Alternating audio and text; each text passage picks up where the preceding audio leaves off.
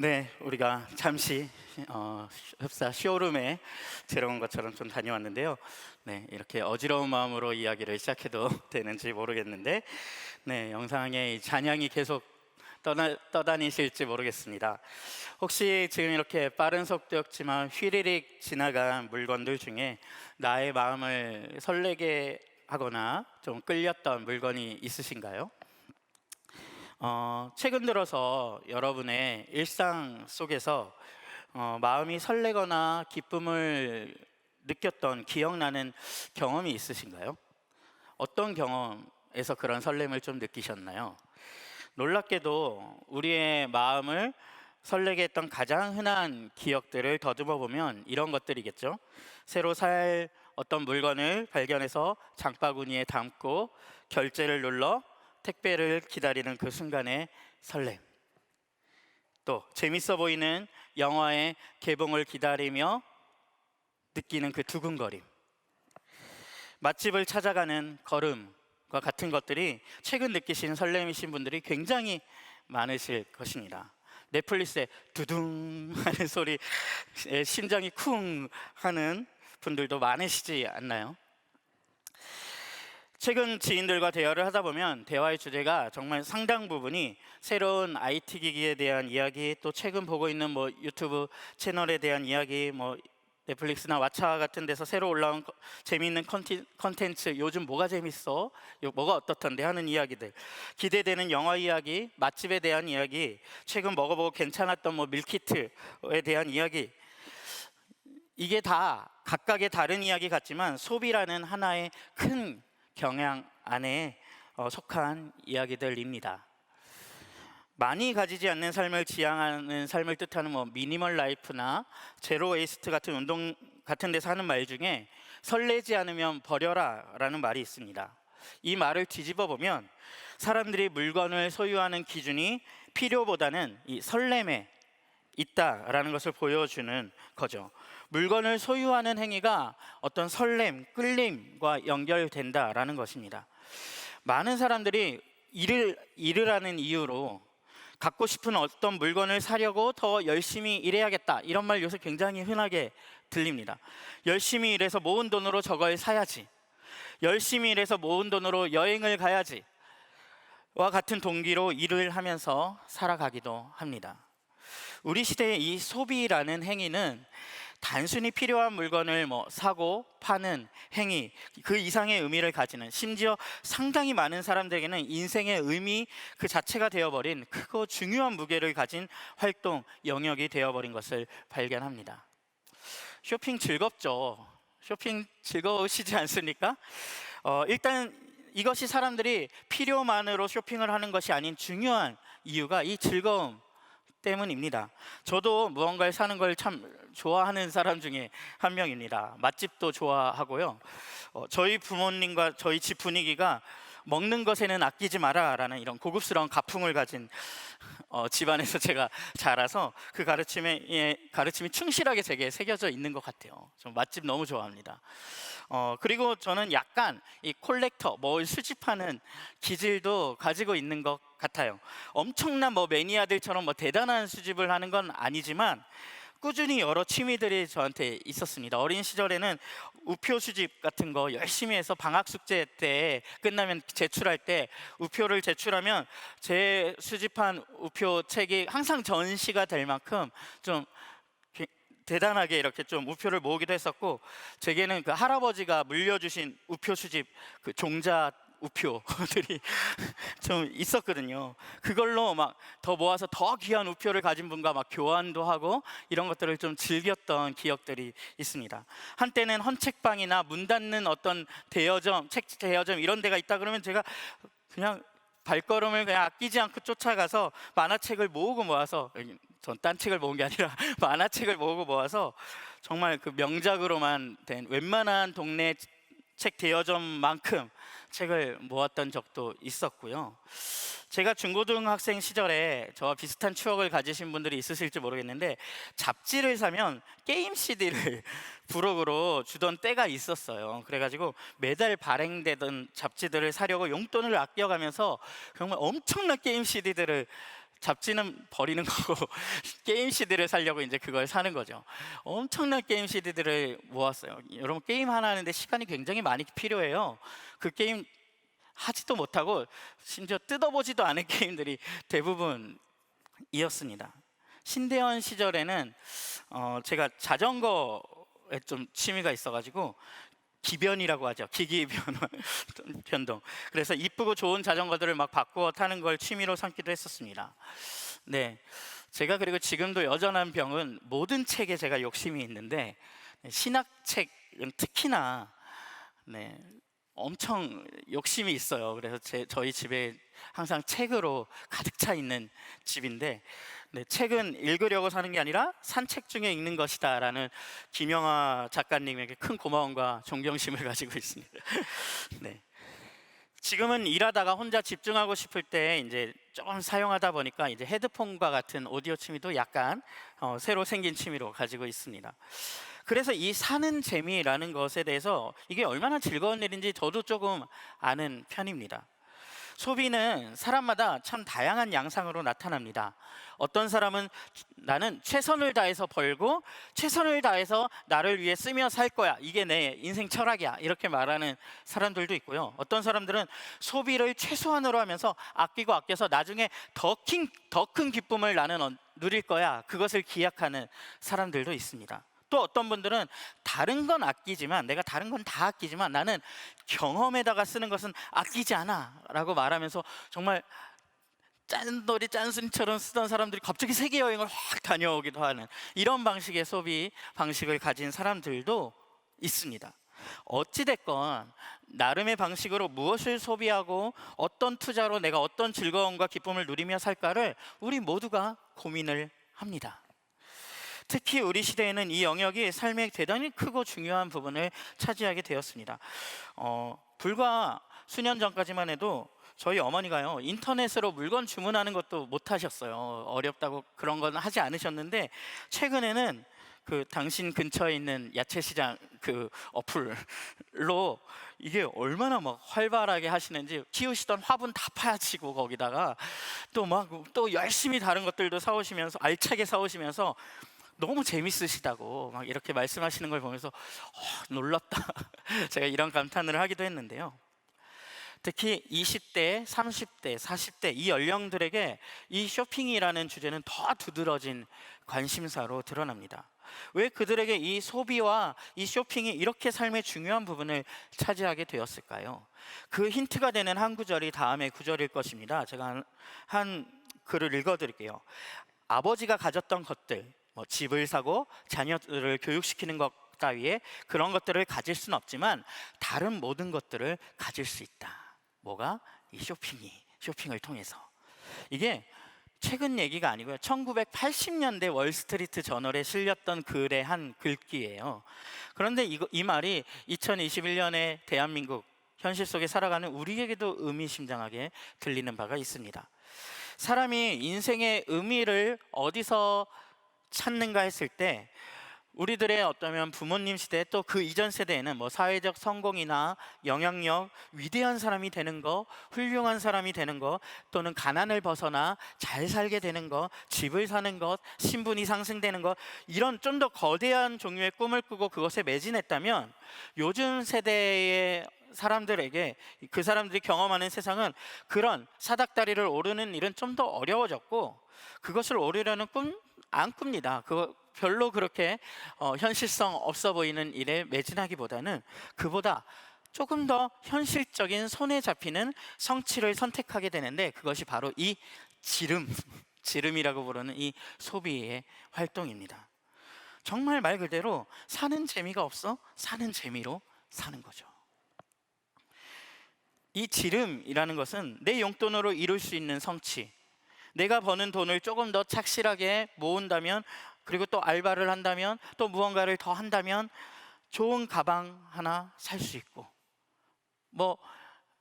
애플사의 좋은 노트북, 맥북 하나 살 수 있고, 할부로 내가 조금 더 무리하면 내가 꿈꾸던 드림카 하나 장만할 수 있고, 이건 이루지 못할 꿈은 아니에요. 무리가 될 수는 있어도 이루지 못할 꿈이 아닌 겁니다. 다다를 수 있는 성취라는 것입니다.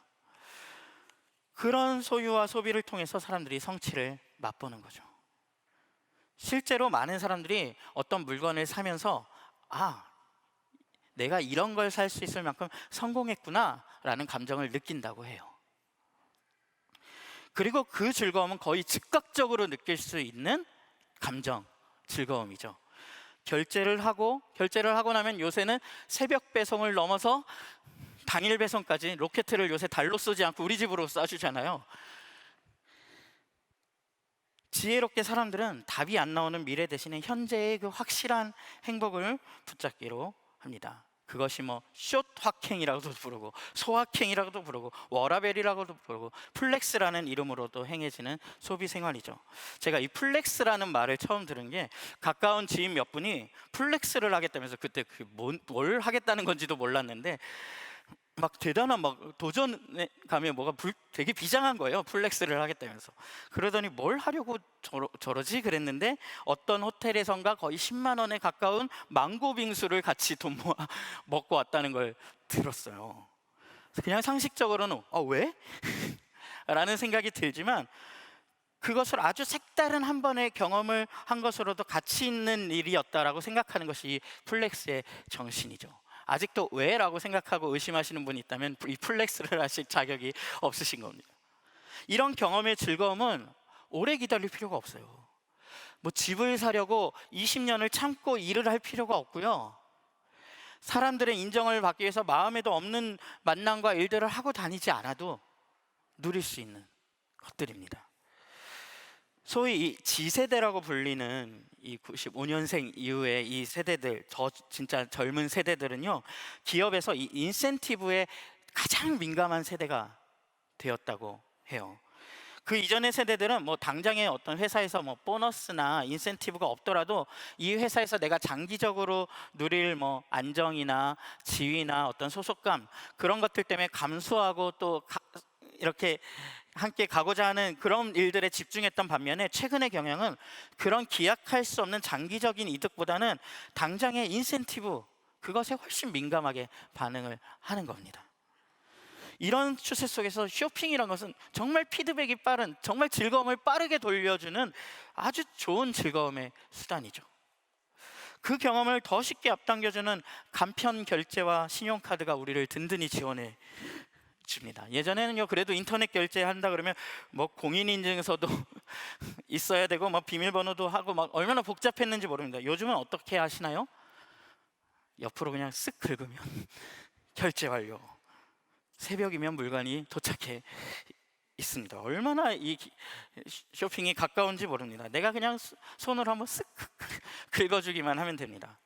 예전에는 현금이 없으면 그래도 아무리 사고 싶어도 내가 참아야 했습니다. 요새 이 현금이 아닌 신용카드 결제는 우리가 뭘 얼마나 쓰는지 생각하지 않아도 있도록 우리를 도와주죠. 그리고 또 현금이 없으면, 돈이 없으면 우리에겐 무이자 할부라는 못 살 것이 없는 천하무적 무기가 우리에게 있습니다.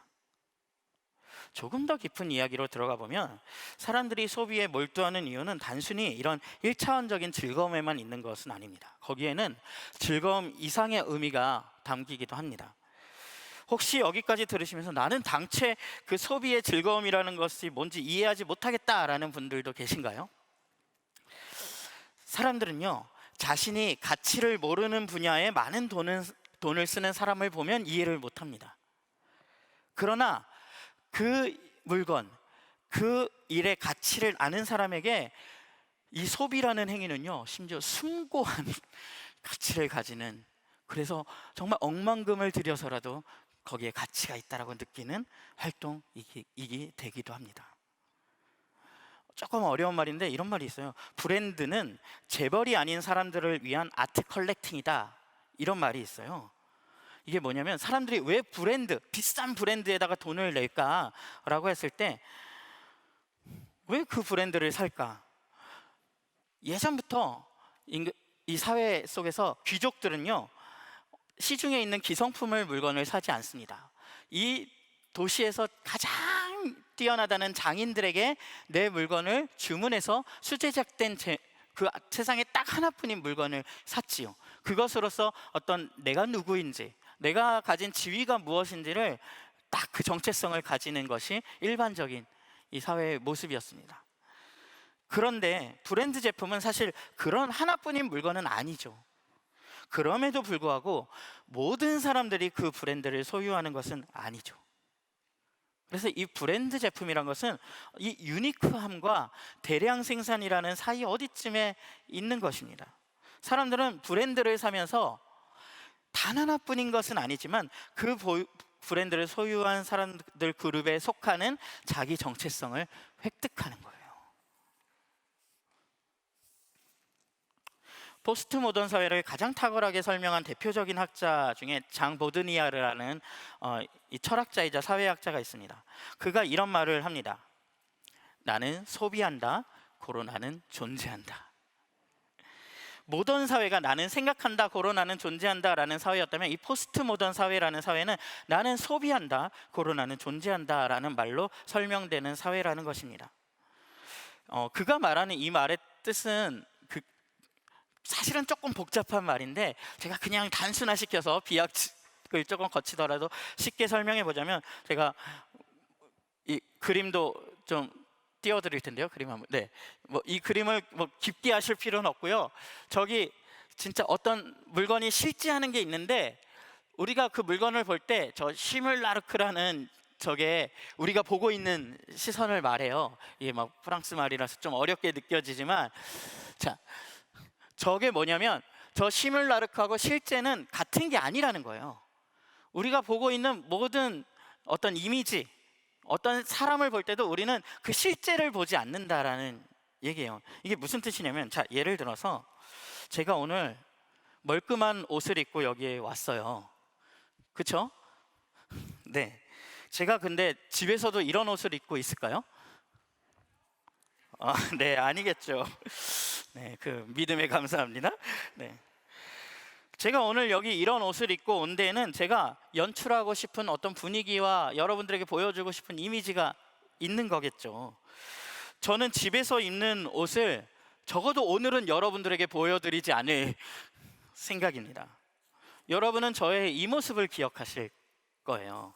그렇죠? 유희성이라는 한 사람을 볼 때 여러분들은 이 옷을 입은 유희성을 오늘은 기억하고 가실 겁니다.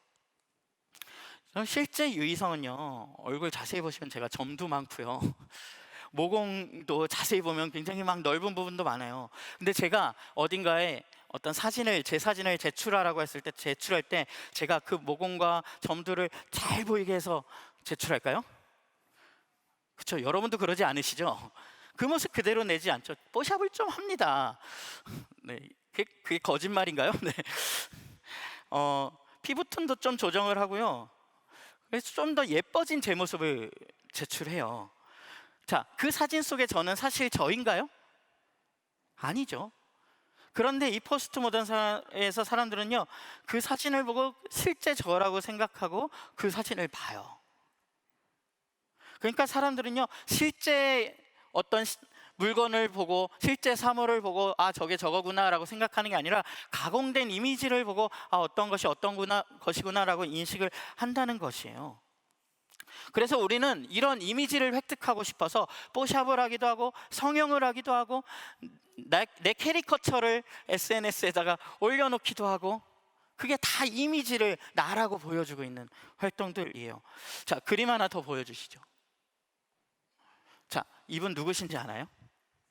네, 채시성을 가지신 체게바라라는 분이에요. 자, 되게 멋있지 않나요? 저는 볼 때마다 너무 멋있다 이런 생각을 하면서 저 그림을 봐요. 근데 저 체게바라라는 분을 실제로 보면 우리가 딱 저렇게 보일까요? 그렇진 않을 거예요. 저분도 뭐 안 씻을 때도 있고, 네, 각도에 따라 자신 있는 부위, 자신 없는 부위 다 있으실 텐데, 저 그림은 딱 누군가가 참 영웅처럼 보이기 좋고 뭔가 드라마틱한 이미지를 넣기 가장 좋은 앵글에서 가장 좋은 부분만, 저기 모공 보이세요? 저기 점 하나도 안 보이잖아요. 딱 저 이미지로 체게바라라는 이미지를 만들고, 우리는 체게바라 그러면 다 저 그림을 떠올려요. 이게 우리 사회가 지금 가지는 이미지 작업. 그 장 보드리아르가 말한 저게 시뮬라르크라는 그 어려운 것이 저것이라는 거예요. 저것을 어려운 말로 기호 가치라고 불러요. 사람들은요, 소비를 하면서 이 기호 가치라는 것을 획득한다라는 거예요. 그러니까 단지 물건을 얻는 것이 아니라, 그 아이폰을 샀을 때 왜 사람들이 그것을 살까? 물론 즐거움이 첫 번째 이유라면, 두 번째는요, 그 물건을 사용하는 트렌디한 나는 이 정도 감각을 가진 사람이야, 이 정도 문화를 누리는 사람이야 라는 이미지를 사는 거예요. 그래서 소비는 단순한 소비가 아니라 생산이자 투자라고도 말을 합니다. 그러니까 다른 가치를 생산해낸다는 거죠. 그래서 미용실 가서 그렇게 비싼 돈을 들여서 오랜 시간 동안 앉아서 머리에 그 괴롭힘을 당한 다음에 여러분들이 사람들 앞에 나타나시는 거예요. 여러분들이 획득하신 어떤 이미지가 발생하는 거죠. 자, 여기까지 여러분들이 공감되는 바가 있으셨다면 이제 우리는 한 가지 결론을 내릴 수 있어요. 소비는 단순한 소비가 아니라는 것입니다. 적어도 우리 사회, 이 현대 사회에서는 소비는 결국 정체성의 문제라는 거예요. 소비라는 행위가 우리의 정체성하고 관련되어서 일어나는 활동이라는 것입니다. 그러니까 우리는 우리의 정체성을 쇼핑해요. 우리는 쇼핑을 통해서 내가 누군지를 값을 주고 사고 있어요. 내가 누군지를 표현하고 내가 누군지 스스로 그렇게 인지하기도 하고, 나의 정체성이 이 소비하고 깊게 관련되어 있다는 거죠. 그렇다면 여러분, 이 소비의 문제가 얼마나 중요한 문제인지 우리가 이제 인정을 해야 됩니다. 단순히 물건을 사고 파는 상업행위 정도가 아니라는 거예요. 현대사회에서 이 소비 활동이 단순히 물건을 사고 파는 매매행위가 아니고 우리의 정체성과도 관련된 활동이라면 우리는 이 영역에 있어서 심도 있는 고민과 질문을 가져야 합니다. 진지하게 이 부분을 들여다보고 진지한 토의가 필요한 주제가 되는 것입니다. 이것이 정말 그럴 가치가 있는 일인가? 기독교의 경전인 성경에 이제 전도서라는 책이 있는데, 거기에 이런 재미있는 구절이 나옵니다. 전도서 8장 15절에 가면 나는 생을 즐기라고 권하고 싶다. 이게 성경 내용이에요. 사람에게 먹고 마시고 즐기는 것보다 더 좋은 것이 세상에 없기 때문이다. 그래야 이 세상에서 일하면서 하나님께 허락받은 한평생을 사는 동안에 언제나 기쁨이 사랑과 함께 있을 것이다. 무슨 말이에요? 너희에게 주어진 그 인생을 즐기라는 것이에요. 먹고 마시고 이 세상에서 일하면서 사는 그 일상에 하나님이 허락하신 기쁨과, 너 열심히 일했잖아, 거기에 기쁨과 즐거움도 누려라. 오늘로 치면 이 소비하고 우리가 즐기는, 맛집에서 맛보고 이런 것들을 향유하는 이런 행위를 말하겠죠. 성경이 이것을 기꺼이 즐겨라 라고 말을 하고 있는 거예요. 전도서 9장 7절에서 9절이란 곳에 가면 또 이런 말도 해요. 지금은 하나님이 네가 하는 일을 좋게 보아주시니 너는 가서 즐거이 음식을 먹고 기쁜 마음으로 포도주를 마셔라. 너는 언제나 옷을 깨끗하게 입고 머리에는 기름을 발라라. 너의 헛된 모든 날 하나님이 세상에서 너에게 주신 덧없는 모든 날에 너는 너의 사랑하는 아내와 더불어 즐거움을 누려라. 그것은 네가 사는 동안에 세상에서 애쓴 수고로 받는 몫이다. 자, 뭐예요? 하나님이 네가 하는 일을 좋게 보신다. 거기서 얻는 수익으로 음식도 즐기고 포도주도 마시고 옷도 좀 쇼핑해서 좋은 옷 좀 멋지게 좀 입고 머리에 기름을 바른다는 것은 여러분들 미용실 가는 것과 같은 말이에요. 굉장히 멋을 부리는 것을 말해요. 너를 꾸미기도 하고 가족과 함께 이 삶을 즐겁게 좀 누려라. 많은 사람들이 기독교에 대해서 굉장히 금욕적인 종교라고 기독교를 오해하는 이 오해가 굉장히 많은 것 같아요. 사실 기독교는요, 오히려 하나님이 주신 세상의 많은 것들이 하나님의 선물이니 잘 받아들이고 잘 누려라 라고 말을 하고 있어요. 그것이 기독교의 오히려 건강한 관점이에요. 그런데 여기서 한 가지 차이가 있다면, 기독교는 우리의 인생에 있어서 여기에서 관점이 그치는 것이 아니라 우리의 인생에 있어서 정말 귀담아 들여야 할 중요한 한 가지 지점을 말을 해줍니다. 같이 읽었던 그 전도서란 성경에 조금 더 뒤로 가면 전도서 12장 1절에 이런 말을 하죠. 젊을 때에 너는 너의 창조주를 기억하여라. 고생스러운 날들이 오고 사는 것이 즐겁지 않다고 할 나이가 되기 전에, 해와 빛과 달과 별들이 어두워지기 전에, 먹구름이 곧 비를 몰고 오기 전에 그렇게 하여라. 뭐예요? 고생스러운 날들이 오고 사는 것이 즐겁지 않다고 할 나이가 온다라는 거예요. 그러니까 우리의 즐거움에 한계가 있다라고 말을 하는 거예요. 어두워지는 때 밝은 날이 있었다면 먹구름이 오는 때가 있다라는 거예요. 그 즐거움이 영원하지 않다라는 거예요. 여러분은 이 지적에 대해서 어떻게 생각하세요? 너희가 이 즐거움을 잘 누려라. 그러나 이 즐거움엔 분명한 한계가 있다는 것을 너희가 기억해야 한다. 기독교는 이렇게 우리의 소비에 대해서, 우리의 즐거움에 대해서 말을 해주고 있어요. 사실 이 성경을 빌리지 않더라도 우리도 알죠. 우리 현실 속에서 이 소비가 주는 즐거움은 사실 굉장히 짧습니다. 제가 개인적 경험에서 이 거짓말이라는 것을 대표적으로 깨달은 생각을 알게 된 것이 있어요. 경험적으로 알게 된 거예요. 저것만 가지면 더 이상 안 바랄 텐데, 만족할 텐데. 인간의 마음의 구조가 그렇지 않다라는 것을 발견했어요. 제가 아까 말한 여러 가지 취미 생활들을 거치면서 자전거를 하나 사잖아요. 난 이 자전거만 사면 행복할 것 같아요. 근데 조금 지나면 이거보다 조금 더 괜찮은 자전거, 조금 더 이쁜 자전거가 눈에 보여요. 내가 조금만 더 보태면 저거 살 수 있어. 이거 팔고 내가 딱 저거 가지면 더 이상 욕심 없을 것 같아. 사요. 네, 거기서 만족이 된다면 더 이상 이 취미는 이어지지 않겠죠. 처음에는요, 사면요, 그게 너무 과분하고, 내가 이렇게 좋은 걸 가져도 되나? 너무 기분도 좋아요. 너무 좋은데? 근데 난 원래 이 정도는 가질 자격이 있는 사람이었던 것이라고 착각을 하기 시작해요. 개구리가 올챙이적 기억을 못하는 거죠. 그러니 내가 조금만 더 욕심을 내볼까? 라고 생각을 하게 돼요. 여러분, 생생한 경험담입니다. 여러분의 즐거움이 자꾸만 끝나는 거, 여러분의 즐거움이 자꾸만 작아지고 자꾸만 이 정도 즐거움밖에 못 누리는 것을, 그 한계를 내 통장의 한계, 내 카드 한도의 한계라고 자꾸 생각을 해요. 여러분은 그 한도가 늘어나면, 내가 더 큰 것을 가지면 더 즐거움이 길어지지 않을까? 더 커지지 않을까? 라고 생각을 하지만, 제가 몇 가지 경험을 해본 바로는 그럴 가능성은 거의 없다는 것을 압니다. 오히려 더 비싼 것을 사면 살수록 처음보다 즐거움의 크기가 작아진다라는 것을 느끼실 거예요.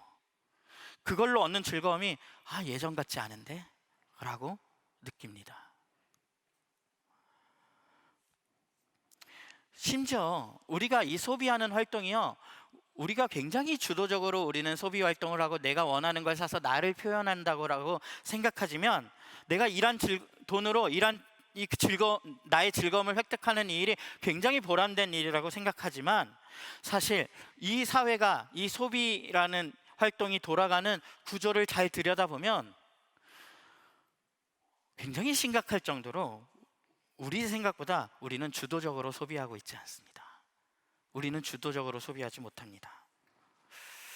자, PPT 한번 더 보여주시죠. 네, 우리가 한번 쇼핑을 한다고 생각해 봅시다. 우리는 수박에 대한 아무런 욕구를 가지지 않고 마트에 갔어요. 마트에 가다가 이쪽에 보면 저 수박을 만나면 갑자기 없던 욕구가 생성됩니다. 반통에 파네? 내가 한 통까지는 필요 없었는데 반 통에 파니까 한 통일 땐 내가 너무 많아서 못 샀었는데 한번 사볼까? 하고 생각을 하게 됩니다. 그러고 나서 우리는 갑자기 이익을 따지기 시작해요. 근데 수박 한 통에 8,000원인데 옆에 보니까 수박 한 통에 12,000원이네? 15,000원이면 한 통이 더 이득을 보는 건데? 라고 우리는 아주 지혜롭게 계산을 마치죠.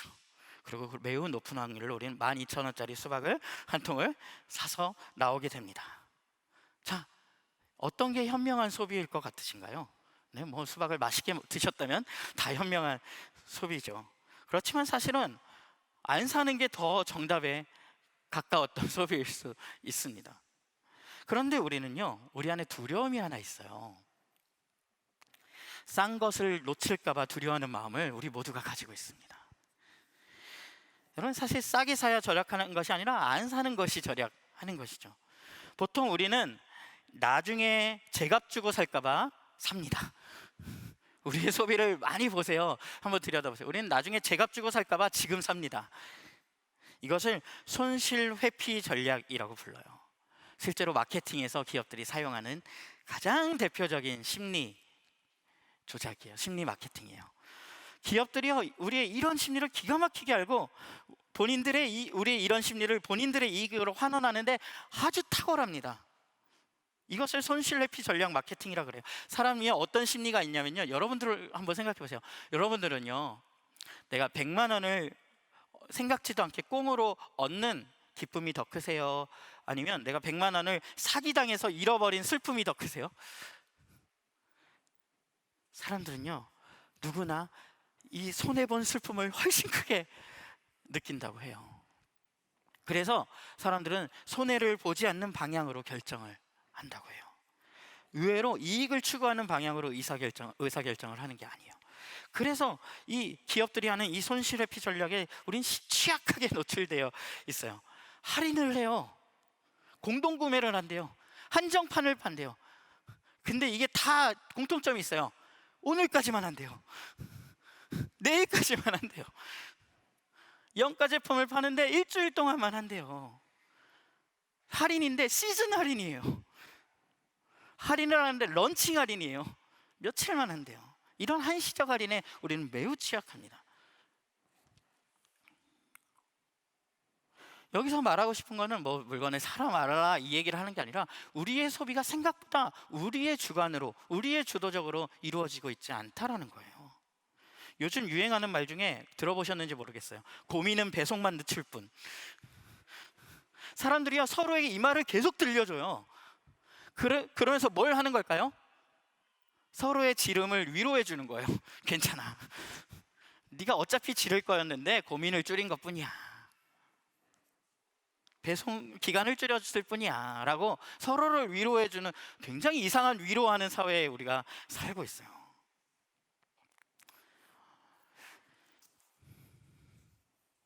여러분, 그리고 심지어 이 소비라는 활동이 많은 사람들은 내가 내 돈 주고 사는데 내가 어떻게 살든 무슨 상관이야 라고 생각을 해요.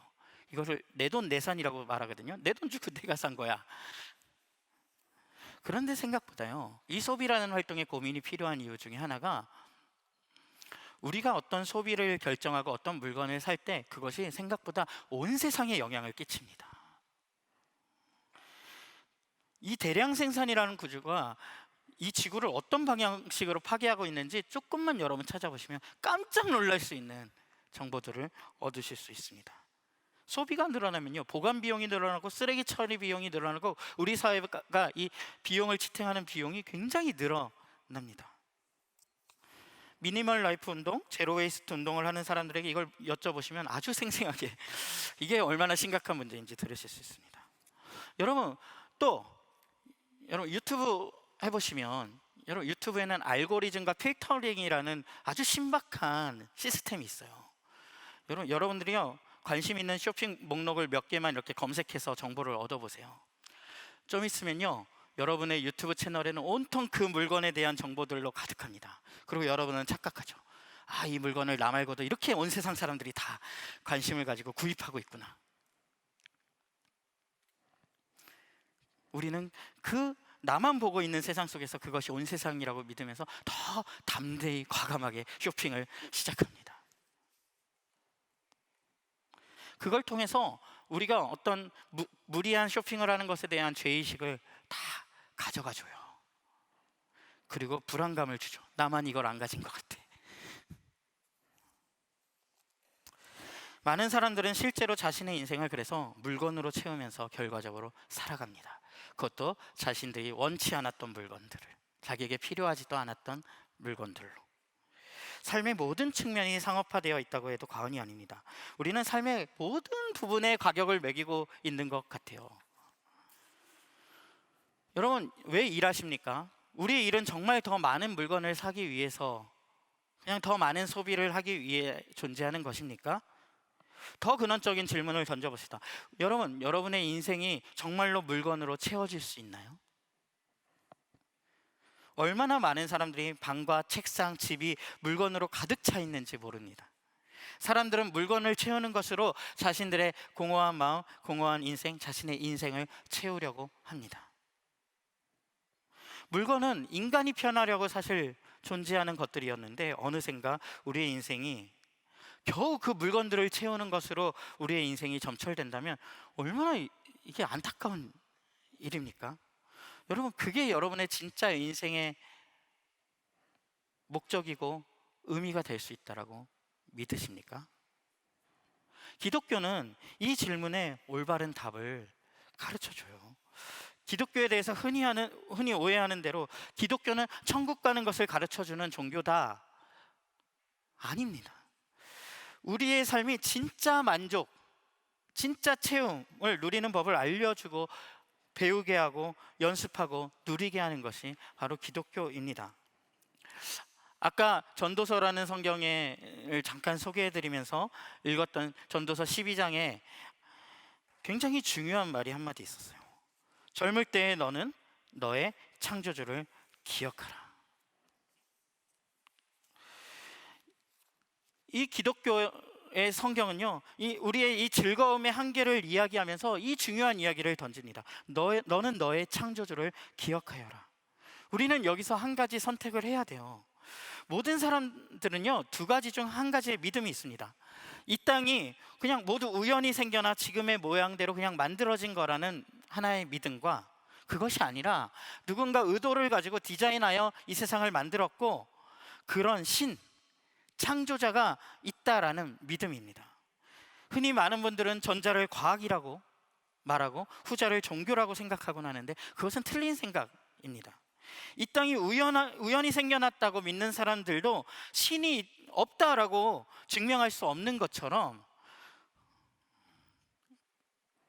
우리가 신이 있다라고 많은 사람들이 증명하라고 하잖아요. 반대로 신이 없다는 걸 증명할 수 있습니까? 그래서 이 두 가지는 다 증명되는 영역이 아니기 때문에 사실 어느 쪽을 선택하든 이것은 결국엔 믿음의 영역입니다. 저는 이 세상의 이런 아름다움들, 이 세상의 모양들을 이렇게 보고 있느라면, 또 제가 함께 살아가는 사람들을 관찰할 때 저는 그래요. 저는 거기에 분명히 의도되고 디자인된 존재이지 않을까? 이 존재들이? 라고 생각할 수밖에 없고, 그것이 훨씬 더 믿을만하다라는 판단을 하게 돼요. 어떤 분들은 다른 판단과 생각을 할지도 모릅니다. 그건 역시 그분의 믿음이라는 것입니다. 만약 모든 것이 우연이라면 우리의 인생 역시 별 의미 없는 우연의 연속일 것이기에 큰 의미를 두지 않고 지금의 즐거움을 누리며 살아가는 것 큰 문제 없을지도 모릅니다.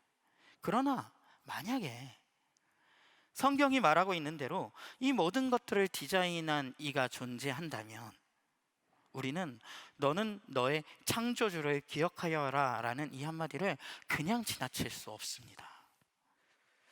우리에게 주어진 이 즐거운 모든 것들이 다른 데서 온 것이 아니라 그 창조주가 우리에게 선물로 주신 것이라면, 기독교는 그것을 그렇게 바라보며 그것들을 선물로 받아들이는 종교이거든요. 하나님께서 우리 삶 곳곳에 수많은 선물들을 마련해 두셨고, 그것을 잘 누리는 것이 하나님이 우리 인생에 주신 하나님의 의도라는 것입니다. 그러나 그것은 그 즐거움을 돕는 데에 목적이 있는 것이지 우리의 인생의 궁극적인 목표라든가 의미가 될 수는 없다는 것이 역시 기독교의 말하는 바 가르침입니다. 기독교는 그 즐거움이 유한하다라는 것을 끊임없이 우리에게 경고합니다. 하나님께서 너에게 주신 선물이다라는 것을 말하고 그것이 유한하다라는 것 역시 강조하여 말을 합니다. 즐거움의 크기도 유한하고 기한도 유한하다라는 것입니다.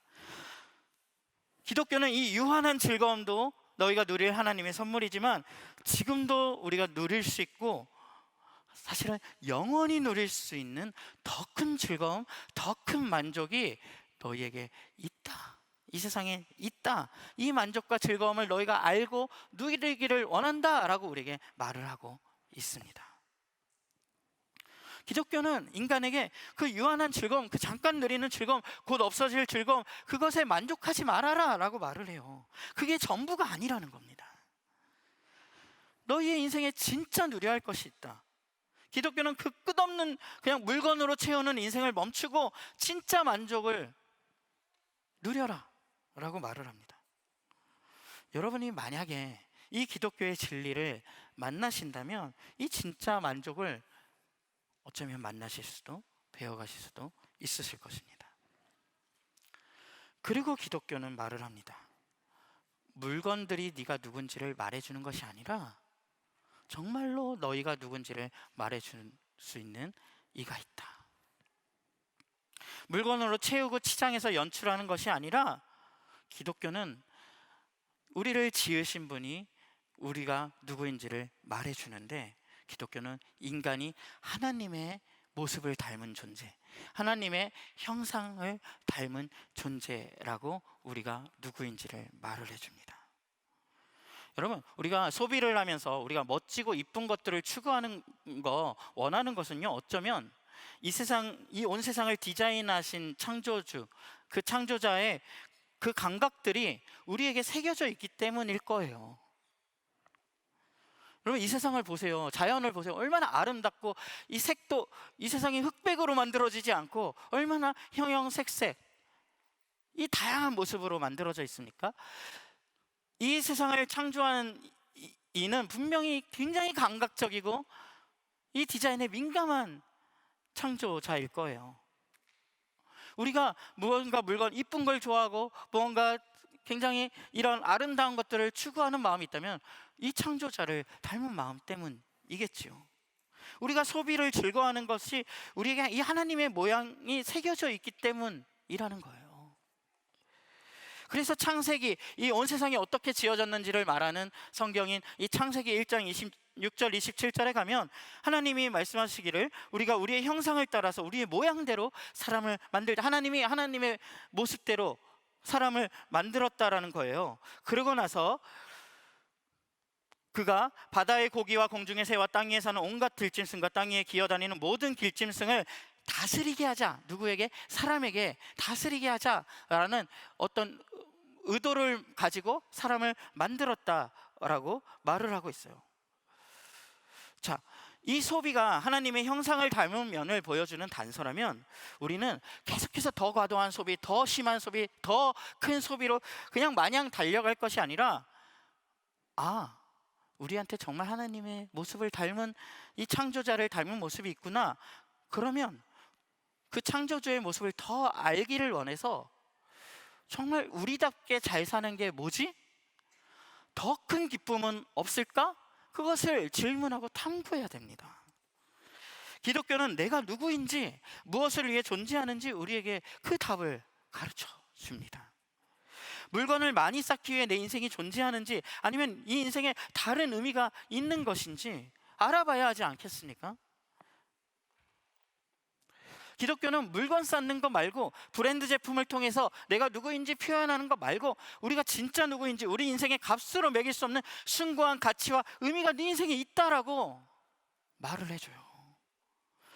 여러분, 이 이야기를 듣고 계신 기독교인 여러분들에게도 이 이야기가 여전히 필요합니다. 여러분들도 과도한 소비 문화에 떠밀려서 살고 계시지 않습니까? 실제로는 여러분의 만족을, 즐거움을 쉽고 빠른 곳에서 찾으려고 우리가 진짜 던져야 될 질문, 씨름해야 될 지점들을 피해서 그냥 거기에 회피하여 살고 있지 않습니까?